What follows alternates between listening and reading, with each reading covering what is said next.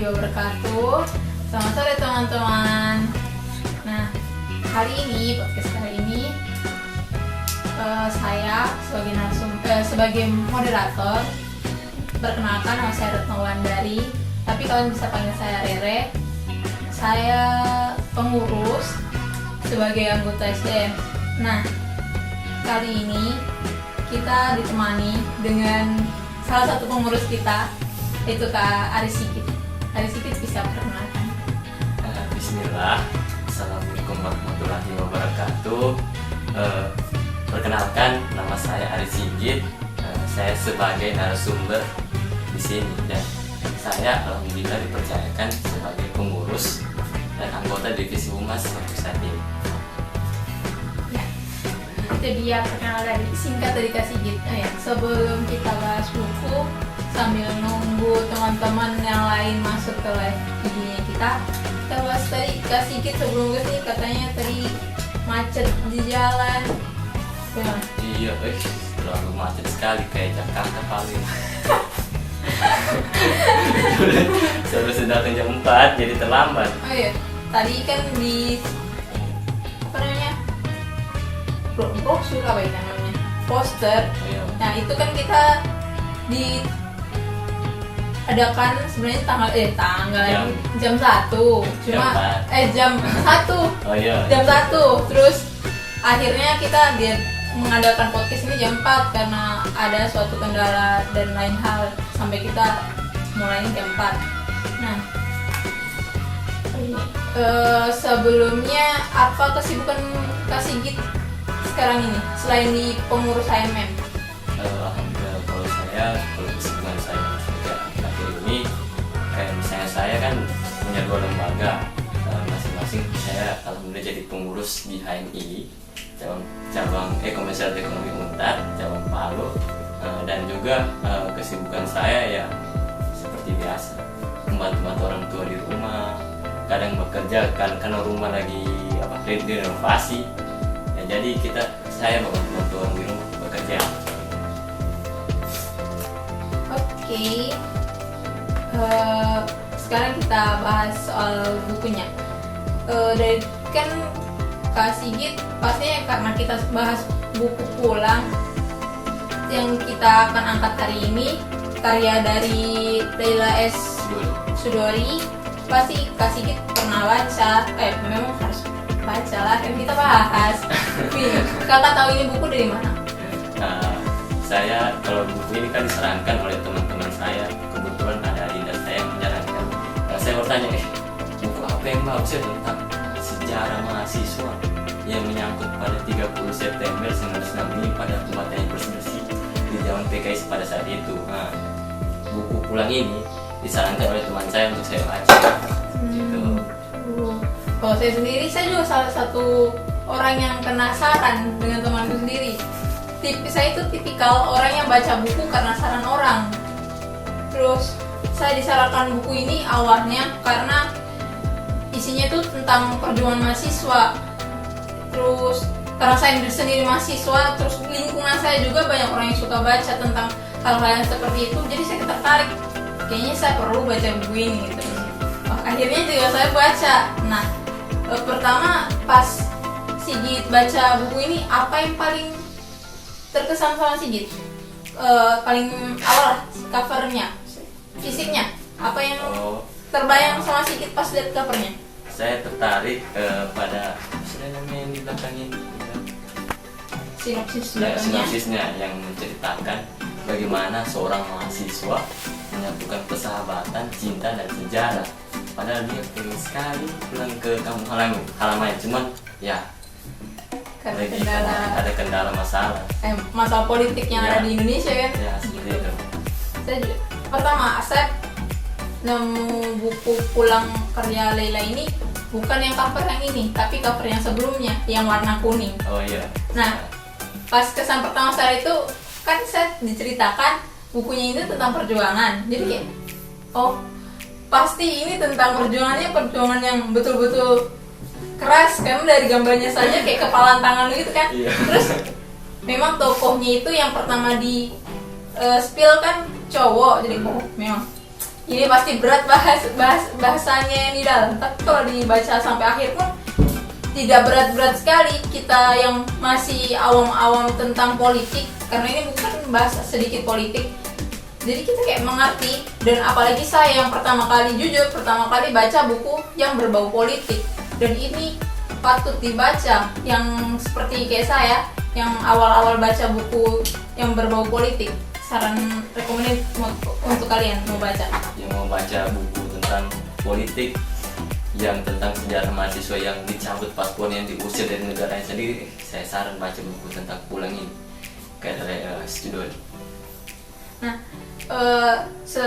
kalau kakak lagi Kak Sigit lah. Kalau misalnya untuk yang kalian nonton yang lagi, maksudnya lebih muda dari kita panggilnya kakak. Cuma kalau saya terbiasa kadang Sigit kadang kakak.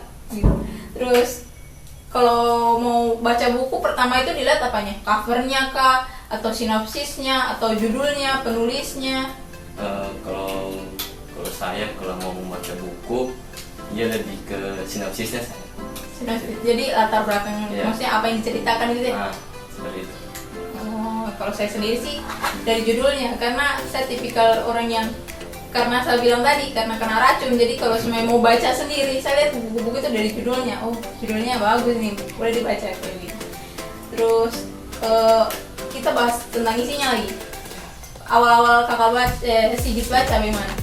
Kalau dari halaman pertama itu menceritakan tentang cerita mahasiswa yang bernama Dimas Suryo. Dia ingin bercita-cita ingin menjadi seorang politik. Nah, kedepannya, karena pada saat itu Indonesia kan lagi ada zaman politik yang kurang benar lah, seperti kayak PKI seperti itu. Nah, karena dia ingin membenarkan semua itu tentang Dimas Suryo.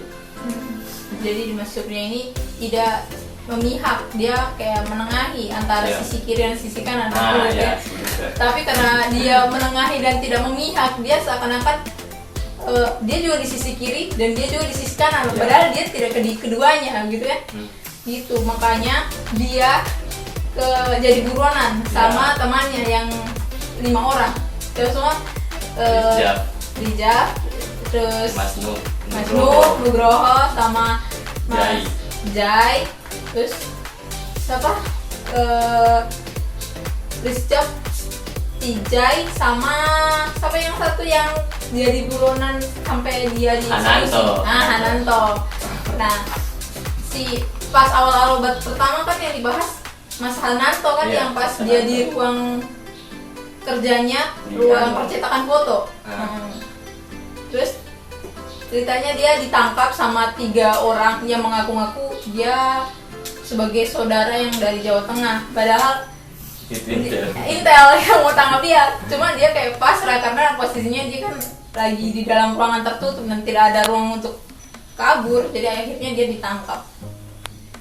Terus bagaimana Kak Sigit ceritanya Dimas yang kabur ke Prancis gara-gara dari packing dia tidak betah, sampai dia kabur melarikan diri sama teman-temannya ke Prancis. Dimas Suryo ini ceritakan kan sebenarnya yang pergi itu Mas Hananto. Betul. Bukan Dimas Suryo. Entah kenapa dia didelegasikan ke sana. Karena dia kan setelah lulus kuliah dia bekerja di redaksi Nusantara Indonesia. Dia pada saat itu sebagai wartawan. Dia didelegasikan ke Prancis untuk meliput bagaimana suasana di Paris, bagaimana mahasiswa berkecamuk saat itu dan saat ada demo. Terus tapi sampai akhirnya Dimas Suryo ini tidak ketemu sampai wafatnya, sampai dieksekusinya siapa? Hananto ini. Dia tidak sampai kepikiran kenapa Mas Hananto ini sampai antar si Dimas ini ke konferensi itu. Dia masih kepikiran sampai meninggalnya Mas Hananto pun dia tidak dapat jawaban, dan teman-temannya pun tidak habis pikir kenapa si Dimas yang dikirim. Akhirnya tidak Mas Hananto. Kenapa tidak Mas Hananto, padahal Mas Hananto ini orang yang berpengaruh di sisi kiri. itu kesempatannya dia buat kabur dari masalah politik yang ada di Indonesia, tapi dia malah ngirim Dimas. Terus oh ya, soal 3 perempuan 3 darah yang sempat menggemparkan para pria yang Mas Nugroho, Mas Han, terus sama Dimas ini, siapa 3 cewek ini? Ceritanya mereka bertiga ini adalah si mahasiswa yang paling cantik di kampus pada saat itu. Nah, kalau tidak salah namanya yang pertama itu Surti Anandari, keduanya Rukmini. Rukmini. Oh iya, Rukmini kalau tidak salah. Yang satunya lagi kalau tidak salah yang Surti. Iya, Surti. Ya, 3 orang itu yang dikejar-kejar oleh 3 temannya Dimas, Dimas Nugroho, Rizjab, dan sama Ananto. Bukan Ananto, tidak salah. Ya, itu seperti itu. Terus kan Mas Ananto sama Dimas itu sama-sama suka sama Surti. Nah Surti itu jadiannya sama Dimas. Terus habis itu karena Dimas orangnya pengelana, tidak mau, masih belum mau melepas jangkar dan berlabuh. Jadi dia kayak pas Surti mau ajak si Dimas buat makan malam bersama keluarga, kayak Dimas itu kayak diam, jadi seakan-akan menolak. Jadi Surti jadiannya sama Mas Ananto. Pada saat itu Surti ini sangat jengkel pada Dimas karena mau diperkenalkan keluarganya, dia seperti mukanya kayak tidak mau begitu memperkenalkan. Kenapa? Jadi karena Surti tidak mau hal yang tidak pasti, dia sama Mas Ananto yang jelas-jelas Mas Ananto itu tertarik sama si Surti. Dan si temannya Dimas ini, si Rizjab, kan suka sama Rukmini. Iya. Kan? Tapi dia tidak ada pergerakan untuk kayak mendekati. Iya, betul. itu kesalahannya sendiri sih. Iya, tapi dia mengerus sama Dimas. Betul tidak? Terus akhirnya sama Mas Nu dia menikah. Karena Mas Nugi yang paling dekat dengan Rukmini, dia selalu dekat karena Rizjab ini orangnya pemalu. Iya, padahal orangnya sangat tampan. Iya, betul. Rizjab ini orangnya, tapi dia orangnya pemalu, itu salahnya dia.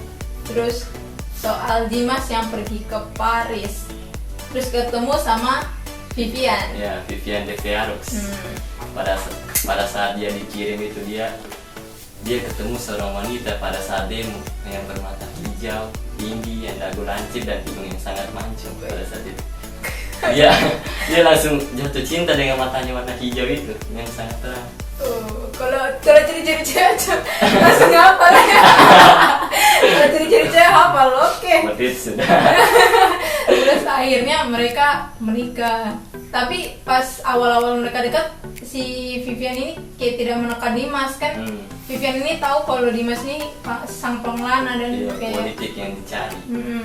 Terus dia tidak mau menekat, kayak bagaimana asal usulmu. Awalnya kan begitu, karena Vivian kayak orang pengertian. Ya, terus habis itu akhirnya pas Dimas lagi bersuasana hati buruk, mengingat keadaan dan mendapat surat dari Surti. Bukan, awalnya surat dari adiknya si Aji sama Suryo. Kenanga.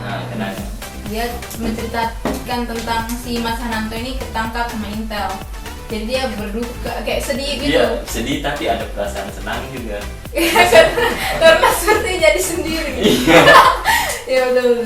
Terus akhirnya di situ sudah si Dimas cerita sama Vivian karena dia bacakan surat yang dari Aji, dia bacakan pakai bahasa Perancis. Ya, terlalu banyak bahasa Perancis. Iya betul. Kelamaan kita membaca. Iya, saya terjemahkan satu persatu. Iya betul. Saya agak sedikit bingung, bukan bingung sih. Ya ada bingungnya dan ada juga yang bikin saya kayak harus baca berulang kali apa maksud dari kata-kata ini karena banyak bahasa Perancis. Kayak istilah begitulah. Istilah-istilah. Kayak kata-kata coba, merci itu kan ucapan-ucapan sehari-hari. Tapi itu di situ malah kita belajar. Terus akhirnya pas Vivian sama Dimas Surya menikah, punya anak satu cewek yang bernama namanya Lintang Utara. Tebak pertama sedikit tebak si Lintang cowok, betul. Iya, saya kira si Lintang ini cowok, ternyata dia cewek dari namanya Lintang Utara. Dan ternyata setelah saya baca diberitahu bahwa dia ternyata Rizky Lintang ini ternyata dia adalah cewek.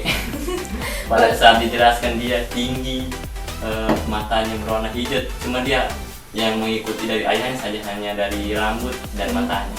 Betul. Jadi terus saya dari awal memang sudah tahu kalau Nara si Lintang ini cewek, karena pas bab yang membahas tentang Nara itu ada gambar cowok dan dia itu pacaran sama Lintang. Iya. Oh, berarti Lintang cewek. Terus sempat cerita sama sama Sigit, katanya kira Lintang ini cowok, Ternyata dia cewek. Iya. Dan dia salah satu mahasiswa di Paris. Terus dia dapat tugas akhir sama dari dosennya. dosennya yang bernama dosen Pak Dupont. Nah, dia dapat Untuk tugas apa? menceritakan bagaimana Indonesia yang dari darahnya ini mengalir. Seperti apa Indonesia ini di zaman pada 30 September 1965. Betul. Seperti itu ditugaskan dia untuk sebagai tugas akhirnya. Karena si dosennya ini tahu bapaknya ini siapa. Iya. Orang yang diburu-buru. Iya, orang yang paling dicari. Dicari. Oh iya, ini kita ceritanya agak campur maju mundur karena dari bukunya sendiri pun Maju mundur kisahnya alurnya maju mundur. Jadi kita juga agak bingung sampai akhir pun akhirnya tahu maksud ceritanya begini. Terus awalnya sebelum si Dimas ini pas di Paris dia kayak pekerjaan serabutan. Ya, pas itu dia serabutan, kerja di toko hanya selama sebulan, habis itu resign, cari pekerjaan lagi di toko-toko, terus resign lagi. Sampai akhirnya pas mereka kumpul di apartemennya Dimas, terus memikirkan pekerjaan. Si Rizjaf ini menyarankan bagaimana kalau kita mendirikan restoran tanah air. Karena si Dimas kan ini dia, orang yang pintar memasak ini, yang dari kecil sudah diajarkan waktu ibundanya. Betul. Dia jago masak. Awalnya mereka kayak nongkrong mikir soal pekerjaan. Terus akhirnya karena Dimas punya kayak daripada nongkrong tidak ada yang dikerja, dia masak. Pas habis masak terus makan, langsung nyeletuk teman, kenapa kita tidak buat restoran saja? Langsung tanah air khas Indonesia. Terus Tijaf kan orang keturunan Chinese dan orangnya rasional dan perhitungan. Itu Dia dari bisa terpisah dari kalkulator. Betul. Terus yang awalnya dia kayak menolak semua saran mereka untuk buka usaha kayak berita. Mereka mau buka usaha berita, tapi dia menolak karena kayak itu hanya akan panas di awal, akhirnya tenggelam juga. Nah, pas dia dengar celotehnya Rizjaf soal kenapa kita tidak buka restoran, langsung jelasinnya langsung kayak betul. Wah, ini orang sepemikiran orang itu. Terus yang membuat nama restoran si Dimas dengan nama restoran tanah air. 4 pilar tanah air. Karena 4 orang yang mendirikan. Terus mereka membangun di Paris restoran, tapi mereka membangun itu pas dari awal-awalannya mereka pertama itu buat proposal untuk keliling teman-temannya Asia yang mereka ke Eropa untuk menjaga proposal ke toko-toko untuk mencari dana ini. Betul. Yang kalau tidak salah Rizjaf yang dari saya membuat laporannya, si Jayung pergi berjalan-jalan untuk mencari dana itu, si Dimas pergi melihat peralatan dapur. Betul. Karena dia dapur itu bisa dibilang daerah kekuasaannya, teritorinya. Tidak bisa diganggu. Terus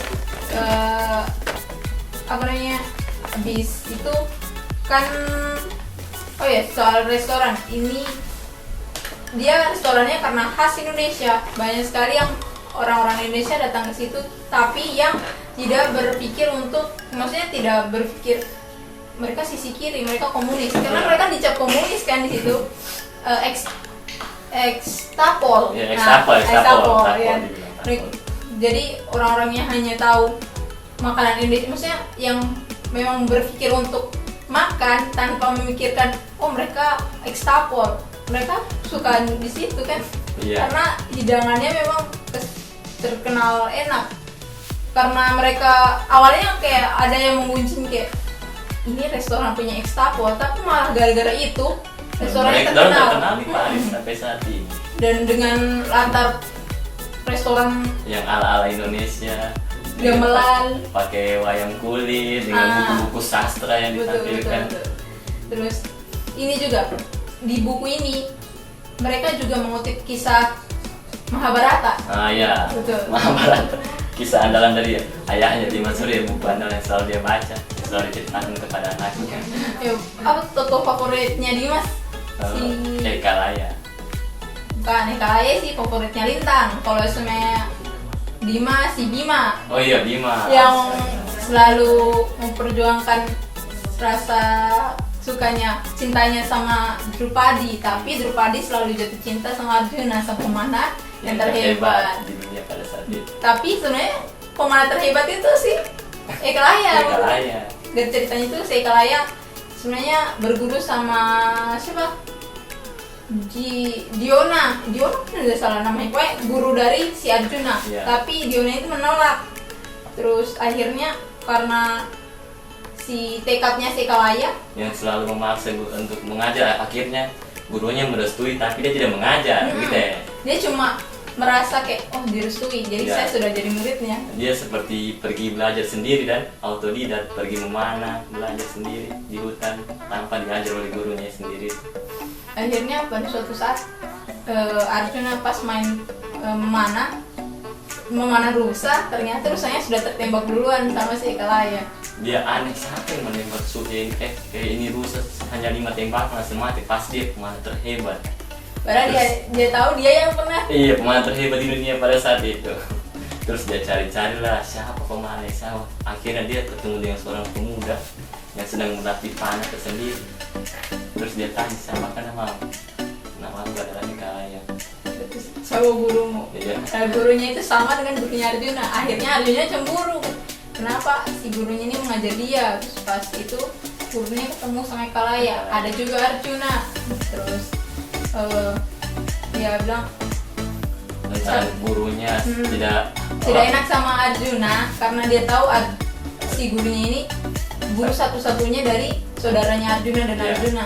Akhirnya si gurunya ini minta bayaran karena kayak bahasanya, karena saya sudah menggurui kau, jadi kau bayar saya. Padahal dia tidak ada diajar. Betul kan? Dia hanya otodidak. Terus dia membayar apa? Ya, pada saat itu dia membayar, gurunya mengatakan begini, kau harus membayar dengan memotong kedua jempolmu. Terus akhirnya Dia menyetujui gara-gara- sampai dia memotong jempolnya. gara-gara itu kayak sudah serasa hormatnya sama gurunya. Meskipun jempolnya kan sebagai pemanah, jempol jari itu berpengaruh besar. Ya, Nah, pada untuk si pemanah. meskipun berpengaruh besar, dia kayak karena lebih besar rasa hormatnya sama guru, dia potong. Akhirnya makanya di sejarah diceritakan yang paling berbakat Adalah Arjuna. dalam memanah itu Arjuna, bukan Eka Laya, tapi sebenarnya Eka Laya. Iya, padahal dia hanya tidak diajar, hanya belajar secara otodidak, berlatih di hutan sendirian selama hari-hari. Betul. Terus si Lintang ini juga akhirnya tahu soal keluarganya Ibu Surti dengan anak-anaknya dari membongkar surat-suratnya ayahnya pas umurnya 13 tahun. Akhirnya Pada saat itu surat itu dibawa ke ibunya, sampai ibunya membacanya, terus anaknya pergi. Karena saking sedihnya, ceritanya itu tentang kedekatan papanya sama si Dimas ini sama si Surti. Akhirnya si istrinya minta cerai di usia Lintang yang di usia 13 tahun minta cerai. Di situ sudah, tapi karena meskipun mereka cerai, mereka akur karena mungkin budayanya orang di sana atau memang saking positifnya mereka kan. Masih Mereka dekat. dekat, bahkan saat Dimas sakit pun Vivian yang urus. Jadi ya dekat. Akhirnya tetap kalau semuanya Lintang mau bosan atau bagaimana, jalannya sama papanya ke pemakaman. Makam tentang orang yang punya karya-karya sastra, Betul. seperti politik-politik yang sudah sangat lama. Dan itu bedanya pemakaman Indonesia sama pemakaman sempat disinggung sama si Dimas. Pemakamannya Indonesia meskipun seteduh itu, tapi tidak cocok untuk orang Prancis. untuk orang berdiam diri dan merenung gitu. Kalau orang Prancis kan mungkin tempatnya lebih ditata dan rapi, jadi orang mau jalan-jalan cocok di pemakaman. Kalau di Indonesia horor. Iya, betul. Kalau di Paris dia pemakamannya kayak sangat elegan gitu. Kayak cuma tiang tubuh, Ya, maksudnya yang kayak besar, warna tulisan besar. terus cuma nama, terus habis itu cuma begitu. Kalau di Indonesia memang ada nisannya, cuma kayak seakan-akan orang Ada juga kayak makamnya Indonesia, cuman khusus kayak pahlawan gitu. Betul. Pahlawan juga kan ada nisannya yang besar itu. Gitu. Tapi tidak kayak sebagus Paris. Iya betul. Mungkin ya begitu, budayanya orang beda-beda, budayanya negara beda-beda kayaknya. Terus kita bahas tentang saya baca ini buku. Awalnya saya kira dia bermonolog soal Dimas toh. Iya. Kan awalnya dari awal kan Dimas jadi utama, karena tokoh utamanya tentang pemuda yang maksudnya tidak bisa kembali ke Indonesia kan, dan si Dimas sama si teman-teman ini. Saya kira Dimas terus yang dibahas. Akhirnya ada bab yang dimana si anaknya yang bercerita, si Bimo, si keluarga Haji Surya. Jadi kayak banyak pandangan yang menceritakan tentang si Dimas. Ternyata si Dimas ini orangnya orang hebat sekali. Sampai keluarganya sangat ingin dia pulang ke rumah, padahal ya paspornya dicabut. Sebenarnya dari kayak anaknya Mas Aji, adiknya Dimas yang namanya Rama, sebenarnya dia tidak suka sama Pak D-nya karena gara-gara Pak D-nya sekeluarga dicap ekstapol. Baru dorong saking mencari pekerjaan itu harus diseleksi, kayak dicek sumber terbentuk, padahal apakah dia seorang politik yang sudah lama dicari atau tidak, seperti itu. Kayak jejak-jejak kehidupannya di dalam politik. Kalau mereka termasuk keluarga atau orang yang empati dengan ekstapol, mereka tidak diterima sebagai pegawai-pegawai negeri. Ya, seperti itu. Tapi si Rama keterima. Karena dia tidak pakai nama Surya. Iya. Tidak pakai nama Surya, dia pakai nama samaran. Akhirnya dia keterima di kantor BUMN dan dia tunangan sama anak direkturnya. Bukan tunangan, pacaran. Iya. Masih pacaran, tunangan. Terus dia minta restu ke orang tuanya. Hanya pada saat Haji Surya ayahnya. Tapi ayahnya bilang bagaimana? Ayahnya sangat marah kepada anaknya karena dia telah menyembunyikan silsilah keluarganya yang sebenarnya selama 4 tahun. Ya, terus dia tidak pernah pulang. Selama 4 tahun dia baru tiba-tiba langsung datang minta kawin maksudnya. Ya tiba-tiba yang hilang, lebaran pun cuma datang kayak angin lewat. Terus tiba-tiba telepon, "Mas, saya ada mau ngomong." Terus pas pulang, terus papanya kan sudah sakit hati, kecewa, cuek, terus tiba-tiba minta izin sama orang tuanya untuk memperkenalkan pacarnya. Terus papanya juga judes kan, kayak kalau mau perkenalkan tinggal panggil saja. Sebenarnya boleh sih mereka menikah, cuman pas siapa nama anaknya Haji Surya. Haji Surya Rama. Iya, pada saat si Rama ini bercerita kepada ayahnya bahwa dia menyembunyikan bahwa dia keluarga dari Suryo, ayahnya langsung marah kepada anaknya sampai dia langsung pergi begitu saja.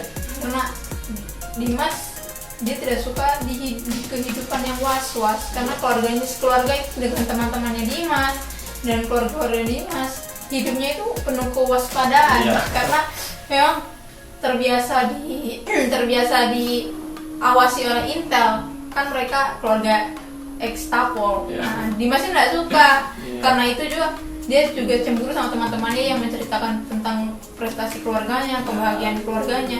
Sedangkan si Aji ini pengennya hidupnya yang aman-aman saja, makanya itu dia tidak mau terlalu terkenal dan tidak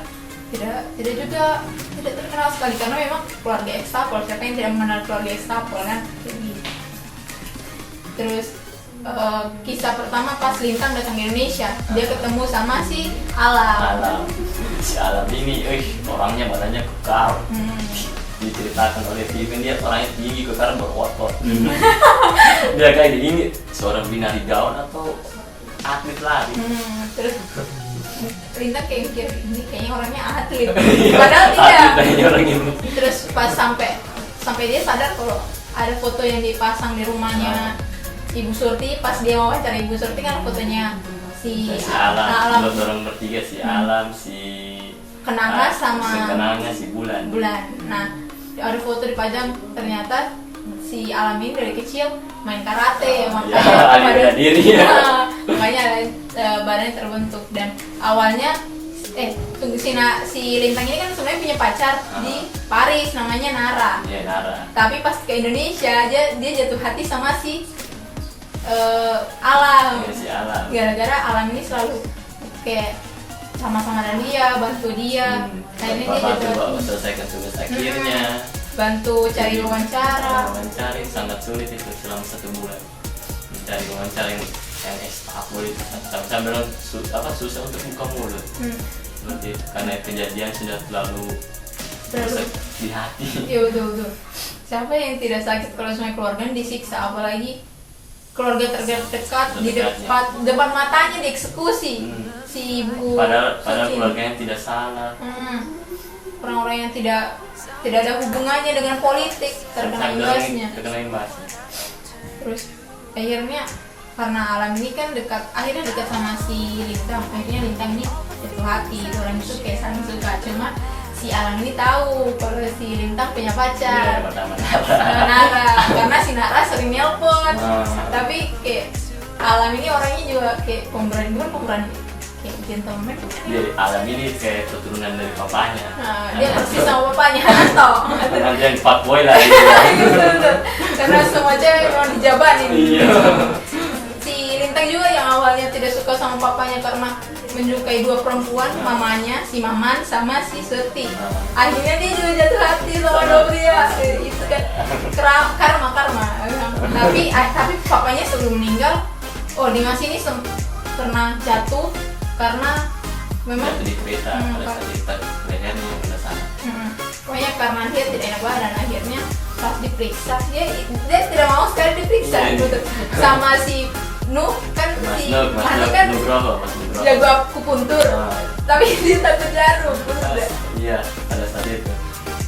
Terus karena dia sulit diajak ke rumah sakit, akhirnya mamanya si Lintang, si Maman panggil Lintang, panggil Vivian kan namanya, dipanggil Maman. Si Maman yang suruh untuk si Dimas ini ajak untuk ke rumah sakit. Diancam, pokoknya harus ke rumah sakit. Akhirnya ke rumah sakit. Ternyata awalnya dia mengakunya liver, hati, kayak sakit hati, bukan sakit hati perasaan ya. Hati.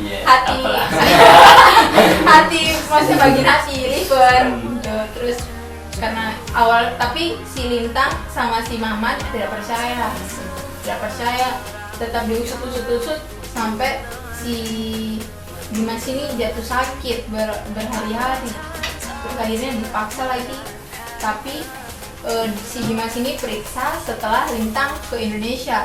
Akhirnya pas Lintang sudah 1 bulan lebih, baru si Dimas ini buat surat terakhir tentang, pokoknya dia kasih nasihat karena dia menceritakan si Dimas ini seorang pengelana yang tidak mau lepas jangkar dan berlabuh. Akhirnya karena dia menyukai 2 perempuan, si Surti dan si Vivian, dan dia jadi kayak bertahan di tengah, kayak politik. Tidak sisi kiri, tidak sisi kanan. Terus sama kan politik, tidak di sisi kiri, tidak di sisi kanan.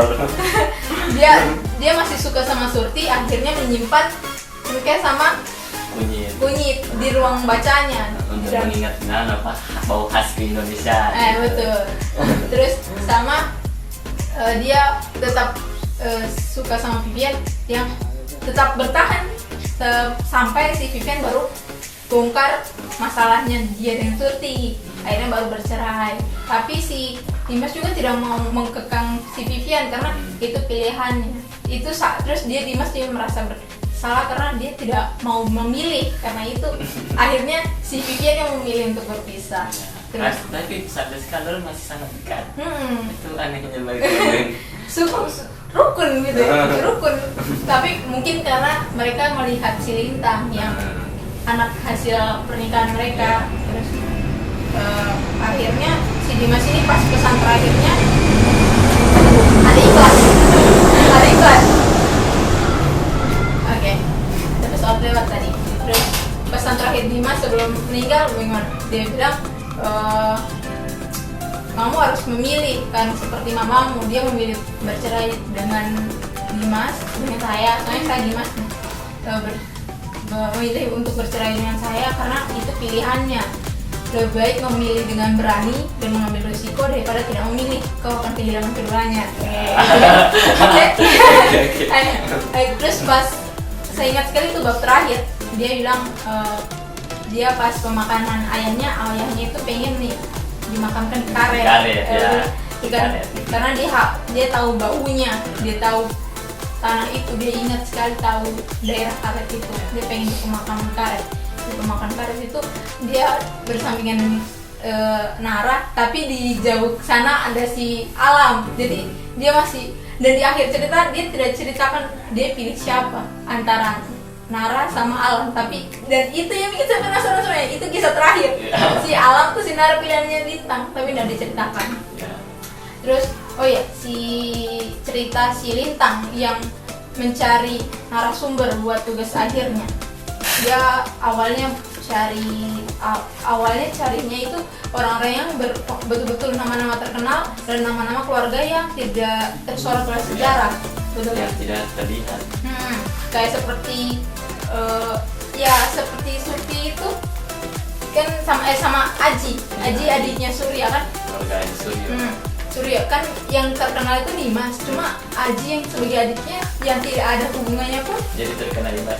Jadi keluarga ex Tapol kan, jadi di situ dia pengen mewawancari keluarga yang bersangkutan. Tapi pas masa-masa dia mau buat tugasnya, di situ Indonesia juga lagi ada gempa-gempanya masalah penaikan BBM. Terus itu masa-masanya Soeharto. Keluarganya Soeharto masuk. Dia naikkan harga BBM, terus dia pergi ke Kairo. Betul. Di masanya itu, di masa Soeharto itu keluarganya juga masuk ke partainya kan, akhirnya berantakan. Dan di masa dia mencari tugas itu pas masa-masa gemparnya begitu, masa-masa itu kan, jadi akhirnya di masa tengah masalah dia cari tugas, tapi akhirnya dapat juga selesai juga tugasnya, tapi sedih karena papanya meninggal pas tugasnya selesai. Pada saat dia bertugas di Indonesia, tentang ayahnya pas dia pulang sudah meninggal. Sedih, tapi dia disuruh pilih antara tetap di Indonesia atau di Prancis. Dia bisa keduanya karena dua-duanya tanah air. Kalau di Indonesia ada si Dimas yang sudah pemakamannya di Indonesia, kalau di Paris ada mamanya. Jadi pilih Paris. Oke. Karena kita sudah bahas tentang bukunya, barangkali dari teman-teman di live IG mau beri pertanyaan soal buku atau mungkin soal keseharian Kak Sigi juga boleh. Gimana? Ada pertanyaan?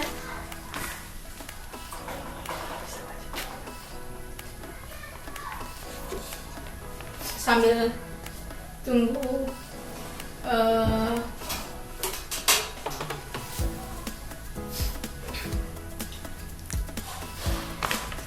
ada pertanyaan dari teman-teman?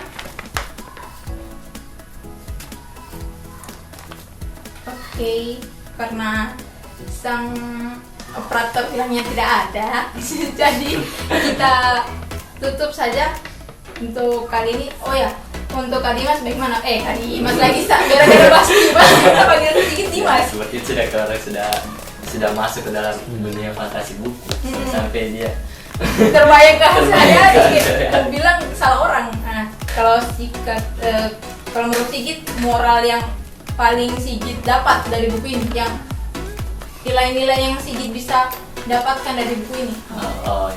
Ya, nilai saya dapat dari buku ini, kita harus menentukan satu pilihan agar pas kedepannya kita jadi tidak ragu seperti itu.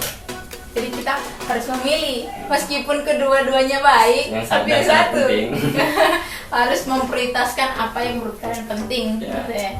Kalau saya juga hampir sama memprioritaskan hal penting, dan saya suka paling saya suka tokonya Ekalaya. Saya terkesan dengan Ekalaya, jadi saya jadi pengen maksudnya nilai yang saya dapat itu berjuang semaksimal yang kamu bisa, meskipun orang lain itu kayak mencegahmu gitu ya.